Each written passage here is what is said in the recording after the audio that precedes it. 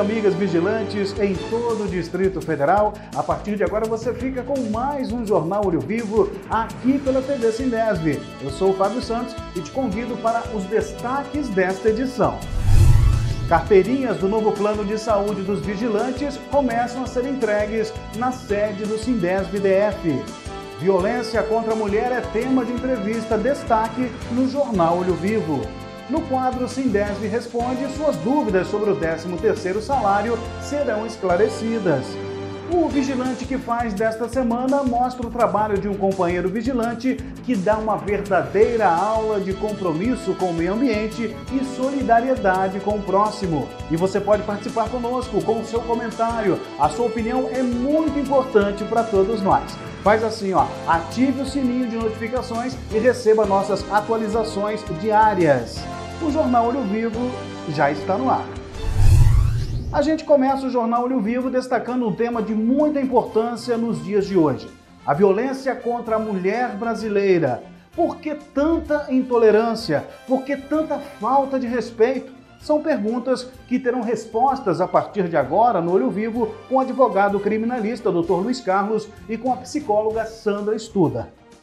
Na edição do Jornal Olho Vivo desta semana, a gente recebe a presença do advogado Dr. Luiz Carlos da Costa, especialista na área criminal, e da doutora Sandra Studa, ela que é psicóloga do Sindesv-DF, do Sindicato dos Vigilantes do Distrito Federal. O nosso tema hoje aqui, ele aborda a questão da Lei Maria da Penha, a violência contra as mulheres. A Lei Maria da Penha, que no último mês de agosto completou 15 anos de existência, você já conhece de uma forma ou de outra, né, o que significa essa lei. Ela veio para trazer um pouco mais de proteção, resguardar os direitos das mulheres que muitas vezes são agredidas pelos seus parceiros, pelos seus maridos, algo que realmente é abominável. Doutor, eu queria perguntar ao senhor, num primeiro momento, dentro da sua área criminal no Sindesv-DF, quais são os casos que mais o senhor atende em relação à Lei Maria da Penha, que ela é desmembrada, né? Sim, olha, Fábio, inclusive a Lei Maria da Penha tem sido de grande preocupação para os sindicatos vigilantes, porque hoje em dia é a situação que mais está tirando emprego do vigilante de todos os tempos. É a situação que mais está tirando emprego. Inclusive, essa é uma preocupação também da DELESP, da Polícia Federal, que até nos alertou. Nos alertou não, porque a gente já tinha essa percepção, mas ultimamente foi comentado com um dos nossos diretores que a grande quantidade de vigilantes que estariam impedidos de exercer a vigilância em razão especificamente da Lei Maria da Penha, né? Porque tem algum condicionamento em relação a isso, doutor? Tem sim. A vigilância para o trabalho precisa... Sim, o vigilante, quando vai fazer o curso de vigilância, ela tem que preencher requisitos, né, que são ditados pela Lei 7.102, e tem que repetir esses requisitos de 2 em 2 anos para fazer a reciclagem, né? Então, de 2 em 2 anos, a pessoa tem que estar com o seu nada consta limpo, a pessoa tem que estar atendendo a todas as exigências do artigo 16 da Lei 7.102, e caso isso não aconteça, ela fica automaticamente impedida de exercer a vigilância. Em resumo, precisa ser ficha limpa. Precisa ser ficha limpa. Ao nosso lado também a doutora Sandra Studa, que cuida do Departamento de Psicologia aqui no Sindicato dos Vigilantes. Doutora, o doutor Luiz Carlos ele falou sobre o que é a Lei Maria da Penha, o que ela significa para os vigilantes, a imposição sobre isso, quer dizer, a penalidade que vem para o vigilante caso ele cometa esse tipo de situação. Minha pergunta seria, doutora, qual o perfil hoje do vigilante no Distrito Federal em relação, quando se fala de Lei Maria da Penha, que é lógico, independentemente da profissão, a gente sabe que isso pode acontecer, não é? Eu estava ouvindo o Dr. Luiz e estava pensando exatamente nos pacientes que eu atendo, né, que cometeram a violência doméstica.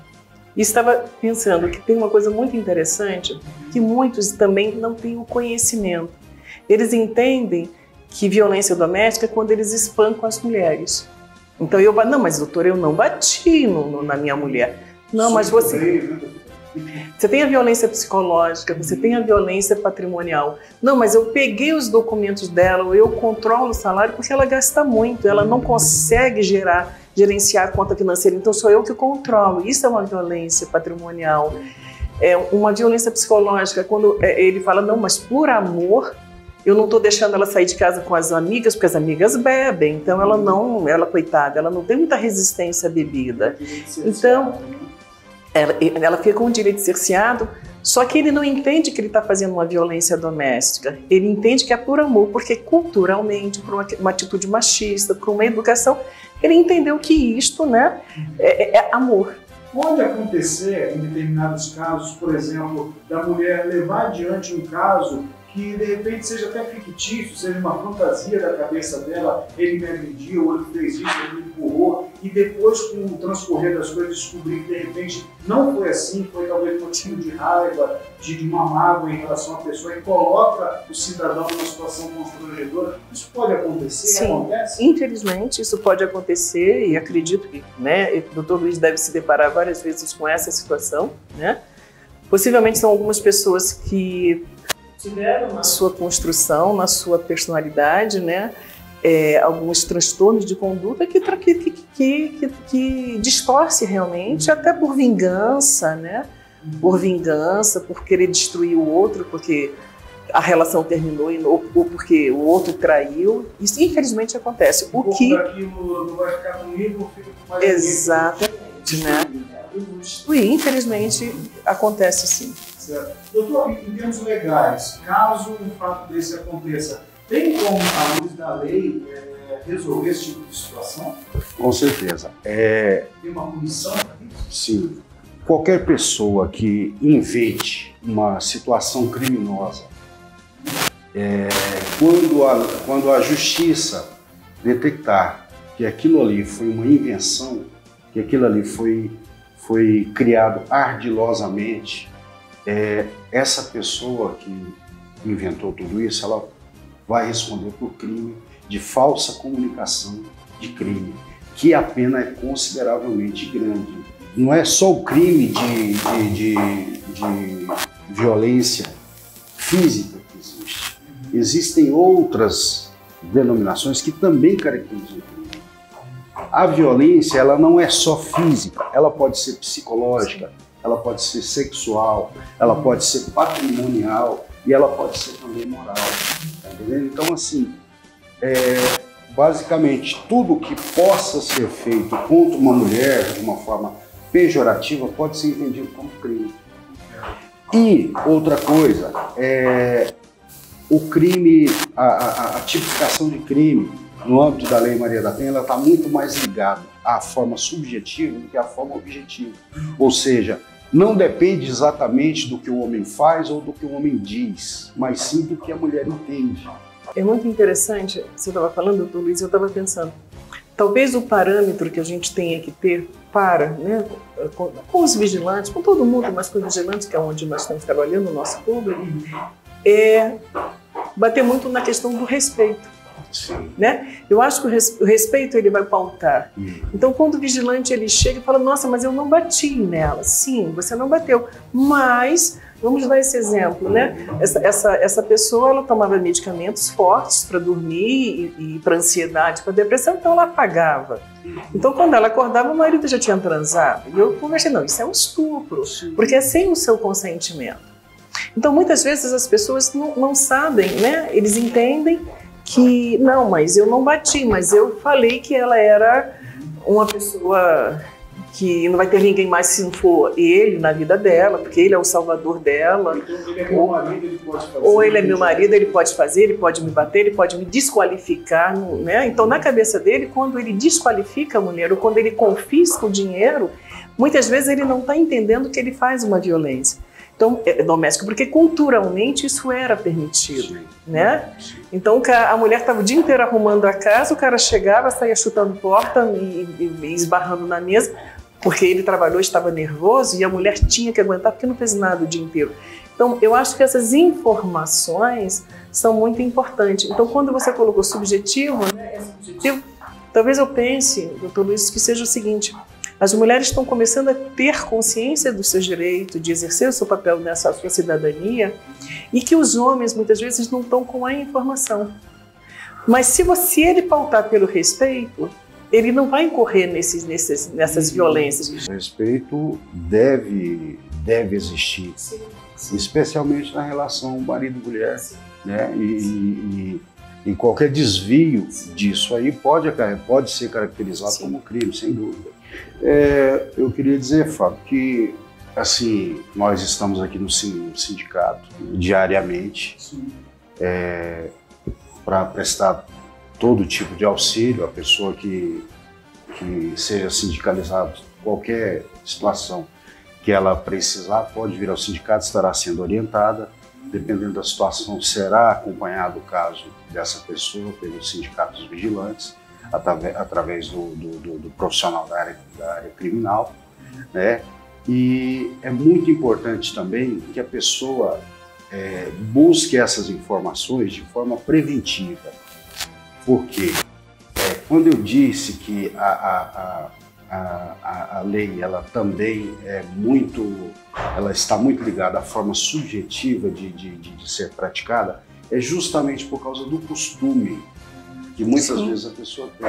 Porque hoje em dia, assim, sendo assim de uma forma bem exagerada, até mesmo um apelido carinhoso que é utilizado pelo casal pode vir a ser interpretado de uma forma diferente, né? Então, assim, muitas vezes uma prática normal dentro do casamento, para aquele casal, muda a ideia a respeito daquilo, passa a não mais considerar aquilo como normal, e a insistência da outra parte passa a incorrer no que a doutora Sandra falou, que é a falta de respeito, né, com a vontade do parceiro, aí aquilo ali passa a ser crime. Então é muito importante que a pessoa venha ao sindicato, então procure um advogado, ou então um psicólogo da área e converse a respeito disso. Porque quando vem aqui uma pessoa falar sobre certo tipo de situação, se for o remédio, a gente aconselha, fala, é melhor você sair de casa para evitar uma situação pior. Saia de casa, seus direitos serão preservados, entra futuramente com ação de divórcio e evite que a sua profissão seja colocada em risco. Doutora Sandra, as suas considerações finais? Eu acho que o doutor Luiz falou, eu concordo com ele, e acho que o pilar realmente de toda a relação é o respeito, né? A partir do momento que eu tenho como pilar o respeito, e a informação, de ter informação também de como está comportando, que o outro também te dê esse feedback, retorno, olha, você me colocou um apelido, esse apelido me constrange, então o outro também tem que dizer, né? Para que amanhã isso não crie uma coisa bem maior, uma bola de neve. Mas eu acho que basicamente é isso, o pilar é o respeito. Perfeito. Nós começamos com o doutor Luiz Carlos da Costa, advogado criminalista do Sindicato de Vigilantes do Distrito Federal, e a nossa querida doutora Sandra Studa, psicóloga aqui do Sindesv-DR. Fábio Santos, para o Jornal Olho Vivo. Você pode participar do Jornal Olho Vivo, gravando um vídeo com o celular deitado, com a sua pergunta, com a sua dúvida. A direção do sindicato, os nossos responsáveis de cada setor terão o maior prazer em responder as suas dúvidas. Então mande o seu vídeo para a gente. A nossa produção vai responder para você através do 99190 1947. Participe! E está na hora de mais uma edição do Sindesv Responde. Bom dia, meu nome é Solange, sou vigilante da Ipanema e gostaria de saber até que dia vai sair o 13º. Companheira Solange, quero parabenizar pela tua pergunta, né? Aproveitar aqui e saudar todos os vigilantes do Brasil, em especial os vigilantes do Distrito Federal. A gente sabe que esse teu questionamento, Solange, são de vários trabalhadores. Uma dúvida, né, na realidade. Mas o 13º, Na convenção, ele tem que ser pago até o dia 21 de dezembro. Você viu como é importante tirar uma dúvida sobre determinado assunto? Não é verdade? Pois é, fale com a nossa produção através do 619-9190-1947. No quadro Vigilante que Faz, você vai conhecer uma história de um vigilante que nos dá uma aula de como cuidar do meio ambiente e ser solidário com o próximo. Meu nome é Antônio Adelândio, mais conhecido como Vigilante Papai, né? Mais de 25 anos dessa profissão que eu tanto amo. Queria convidar vocês a visitar o Cantinho Verde do Papai. Então vamos lá conhecer uma verdadeira aula sobre o meio ambiente e amor à natureza. O próprio Vigilante Papai explica como surgiu a ideia de criar o Cantinho Verde do Papai na cidade de Samambaia. Pai, tudo começou, eu, como todo sou vigilante, todo mundo sabe, eu trabalho na escala 5x2, né? Aí tem uns 3 anos e meio que me transferi para a escala 236, né? Aí eu ficava um dia, digamos assim, né? Sem fazer nada, digamos assim, né? Aí eu saía da minha residência e olhava aqui para esse lado e o pessoal jogando lixo, entulho, né? Até animais mortos, né? E eu ficava revoltado, né? Até porque eu gosto muito do meio ambiente, né? Morei em roça até meus 25 anos, sou apaixonado do meio ambiente, até porque isso aqui é terapia. Eu falei, peraí, a gente tem que fazer alguma coisa, não dá para esperar pelo governo, até porque o governo recolhe o lixo, né? Daqui a pouco a população joga e está jogando no lugar indevido. Aí vem na minha cabeça, né? Por amar a natureza, né? Amar a roça. Aí vem na minha cabeça, né? Eu tirei o entulho aqui, o lixo, né? Aí comecei a plantar as árvores, né? Árvores mudinha, hoje está aqui, né? Além de embelezar a nossa cidade de Samambaia, né? O Vigilante Papai arregaçou as mangas e foi ao trabalho. Depois de limpar toda a área, partiu para o cultivo. No Cantinho Verde do Vigilante Papai tem de tudo: limão, acerola, bananeira, abacate, cana-de-açúcar, couve. Tem espaço até para uma das mais tradicionais árvores da nossa região, o ipê. Mas a primeira semeadura ele não esquece. É uma terapia, às vezes você está com alguns problemas, está preocupado, você vem para cá, você pega uma enxada, né? Você conversa com a planta, digamos assim, né? Quem não conhece realmente o que é planta, vai pensar, o papai está doido. Não. O ser humano conversa com a planta e a planta entende. E faz bem para os dois lados, tanto para a planta como para o ser humano. Toda a produção do Vigilante Papai é repartida entre a comunidade. Sabe como é, né? Aquele chazinho de boldo, aquele temperinho. Mas com toda a crise no meio ambiente, com áreas verdes cada vez mais reduzidas, o Cantinho Verde do Papai oferece um tesouro ainda maior. Oxigênio, o meio ambiente é vida, né?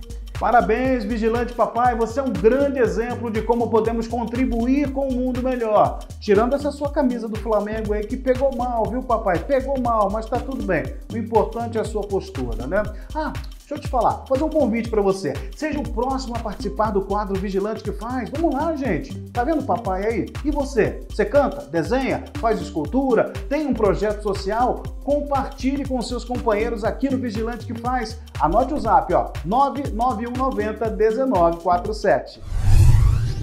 Você sabia que todo vigilante é obrigado a ter a Carteira Nacional de Vigilante, a CNV? Os tomadores de serviço estão exigindo o uso do documento durante o plantão e a carteira dentro do prazo de validade.